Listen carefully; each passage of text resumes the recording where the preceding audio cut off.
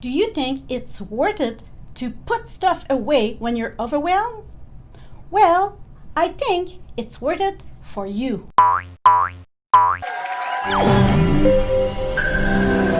Salut, I'm Valérie and I overcame my complex PTSD by using decluttering and organizing.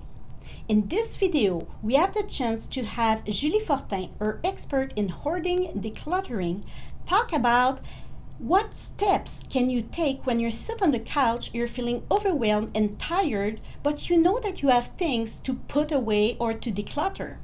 Let's look at what Julie has to say. Today, I'm going to be talking to you about how to declutter when you're overwhelmed. Well, the first thing to do is start decluttering. Easier said than done. But the first thing, before you even start decluttering, you need to have certain things to get started. So some of the important items that you need to have on hand are empty bins, empty cardboard boxes, recycling bag, garbage bag, and don't forget those handy gloves. My special item that I'd like to add to make sure that you have on hand as well is a timer. And you'll see why it's important later on in this video. Once you have these items on hand, the next step is to identify which space you want to start with. If you're not sure where to start because you are overwhelmed, then I recommend that you start with the one that you'll see the difference first. And that could be the front entrance, it could be a drawer, it could be a shelf in the library, any little area that could help you to see the difference in the space that you're working with. The next thing to do is once you've identified your space that you want to declutter, then you have to make a plan. I know it sounds very complicated, but if you put it into your calendar, then you're more willing to stick with it, and it gives you an accountability to see the progress as you move forward. As well, you need to create a checklist.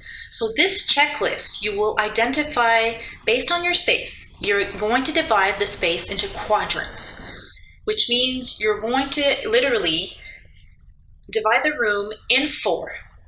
And you're going to start with a space in that quadrant. What I want you to do is remember, the space has accumulated over days, weeks, months, years, and possibly more than a decade. You can't expect to clean this area in a day or even a long weekend. You have to give yourself time, and that's why it's important to schedule it into your calendar and keep yourself accountable. When you start to declutter, I want you to use that timer. Remember when I said at the beginning that I wanted you to have a timer? Well, this is the time that you're going to be using it.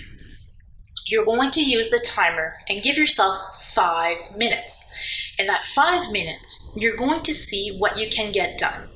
If you feel that you have more energy and you can really take more on, then add some time. And that's where you're going to start adding time. Add another 5 minutes. Now you're up to 10, 15, 20, until you get to about an hour. If you can do more, then that's great.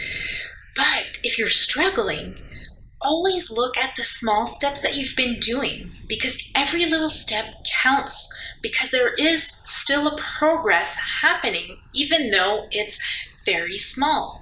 So don't get discouraged, keep going, you can do this. Next, what I can give you as a little bit of a hint to help you with the decluttering process is once you've identified that quadrant in your space, one of the things that I love to do is I focus on an item. I find that this works really well to keep the focus and to not feel too overwhelmed with everything that's in that space. One of the things that I do is if in your quadrant you have a lot of books, then focus on the books. If you see that you have a lot of clothes mixed in with other things, then focus on the clothes. You're going to grab all the clothes from that area, and that's what you're going to be sorting first.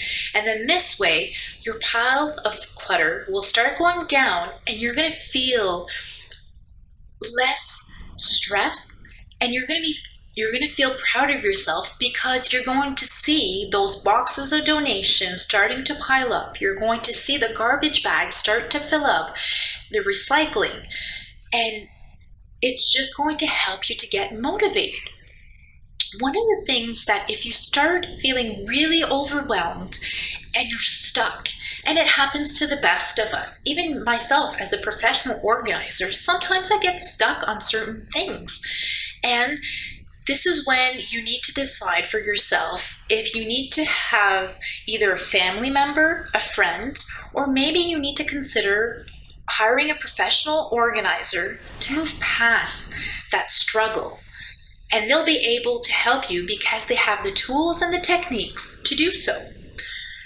When you're coming to declutter, I really love to put music on. So don't be afraid to set yourself up in a positive environment. Find a music that you can dance to while you're decluttering, but don't forget to keep the focus on the area. So please comment below and let me know, what are your challenges when it comes to feeling overwhelmed, and have you found any techniques that you can share with anybody else on how to overcome the overwhelming of the decluttering aspect? Thank you. See you next time. Wow, that was great information from Julie on how to declutter when you're overwhelmed. So remember, pick up one item, one category of object that you want to declutter today, put on some music and go declutter. But before that, like this video and subscribe to this YouTube channel to be sure to have new tips and tricks coming on decluttering and organizing.